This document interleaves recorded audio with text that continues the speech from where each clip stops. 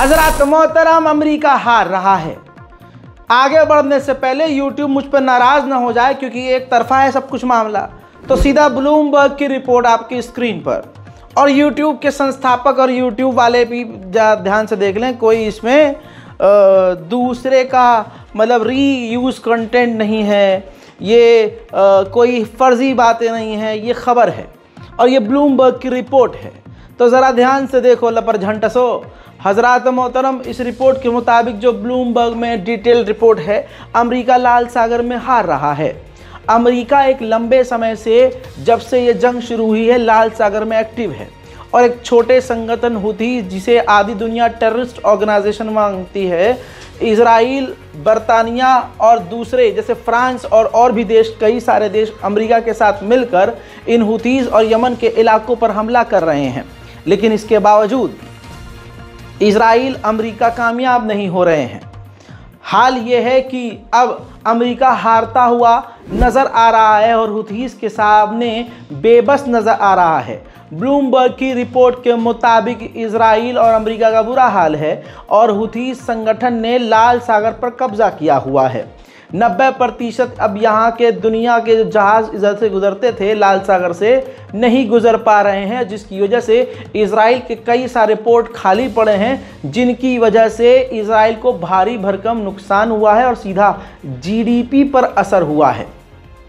America किसी इलाके में इतने लंबे समय तक अपनी तमाम नौसेना के साथ तैनात है, लेकिन फिर भी वो जीत नहीं पा रहा है। ब्लूमबर्ग में ये भी कहा गया कि पहली बार इजराइल और ईरान के बीच इतने ख़तरनाक स्केल पर डायरेक्ट हमले देखे गए, जिस तरह से ईरान ने हमला किया था।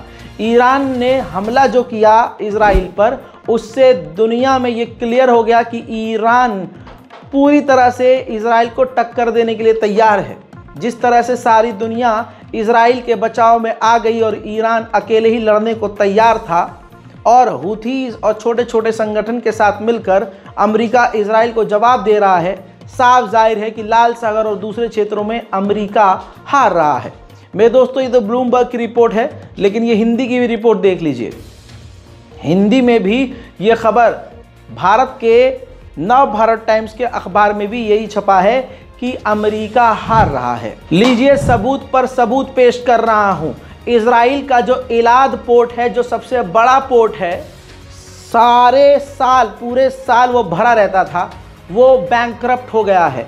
इलाद पोर्ट ने इजराइल के ऐलान कर दिया है कि भाई हम कंगाल हो गए हैं। इजराइल के साथ साथ यूएई यानी दुबई का पोर्ट भी नुकसान झेल रहा है। 60% वहाँ पर अब आवाजाही कम हो गई है, जिसकी वजह से दुबई के पोर्ट को भारी नुकसान हो रहा है। मेरे दोस्तों, अमेरिका ने अपने इतिहास में सबसे ज़्यादा मदद इजराइल को की है। 1948 यानी जब से ये इजराइल बना है, तब से लेकर अब तक अमेरिका ने $310 बिलियन की मदद इजराइल को दी है। वहीं इजराइल के अंदर नेतन्याहू के खिलाफ खतरनाक प्रदर्शन आज भी जारी है।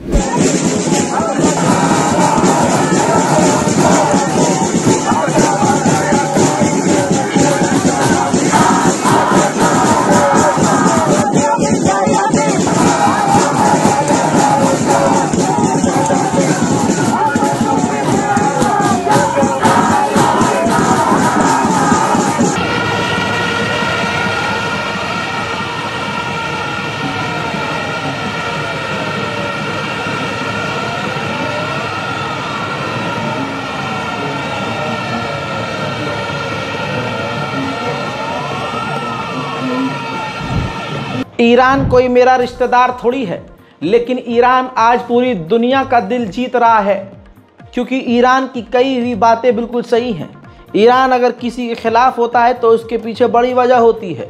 ईरान का अपने ही जैसे लोगों से बहुत दूर का रिश्ता है, वो घुसता नहीं है। देश का नाम है अज़रबैजान, जो शिया बहुल मुल्क देश है। सरकार वहाँ सुन्नी सरकार है, लेकिन वहाँ आबादी 80% से ज़्यादा शिया समुदाय की है, और शिया समुदाय का देश पूरा का पूरा ईरान है। वहाँ सरकार भी ईरान में शियों की है। लेकिन आप ये समझिए दोनों में फ़र्क कितना है। अज़रबैजान को छोड़ के आर्मीनिया, एक गैर मुस्लिम देश से ईरान के गहरे संबंध हैं। क्योंकि अज़रबैजान इजराइल के करीब है और ईरान बैतुल मुक़द्दस फ़िलिस्तीन से कॉम्प्रोमाइज़ नहीं करना चाहता। लीजिए, आपके चेहरे पर ही रिपोर्ट रख रहा हूँ। आपको भी आज अज़रबैजान से नफ़रत हो जाएगी।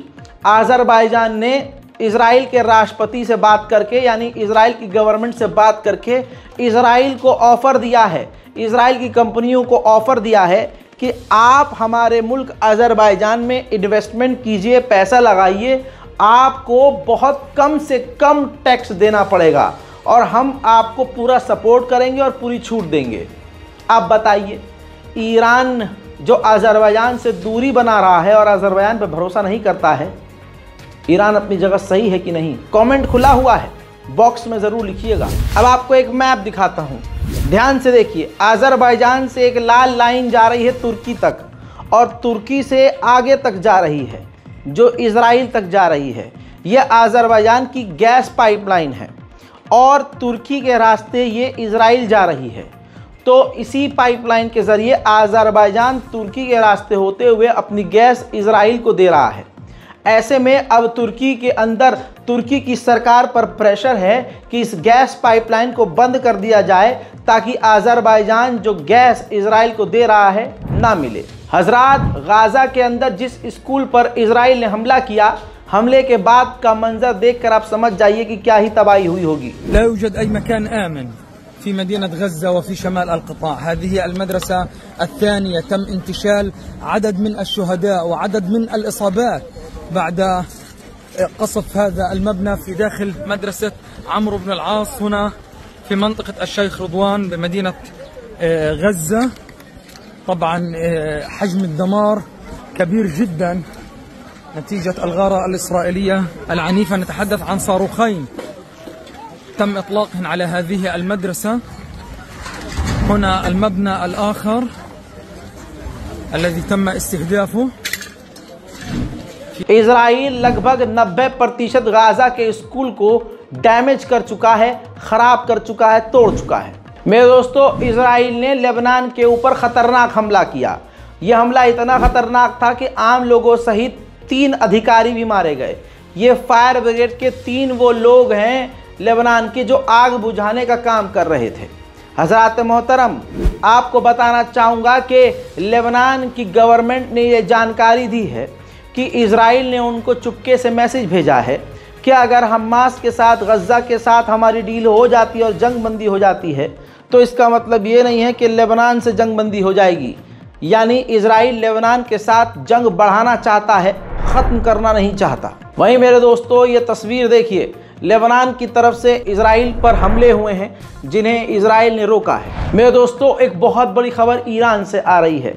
तस्वीर ये आपके सामने है। IRGC के कमांडर ने ऑन रिकॉर्ड, ऑन मीडिया ये बताया है कि लाल सागर के अंदर ईरानी 14 टैंकरों को इजराइल ने निशाना बनाया, जिसके जानकारी जब हमें मिली तो हमने तुरंत लाल सागर के आसपास इजराइल के 12 टैंकरों को निशाना बनाया।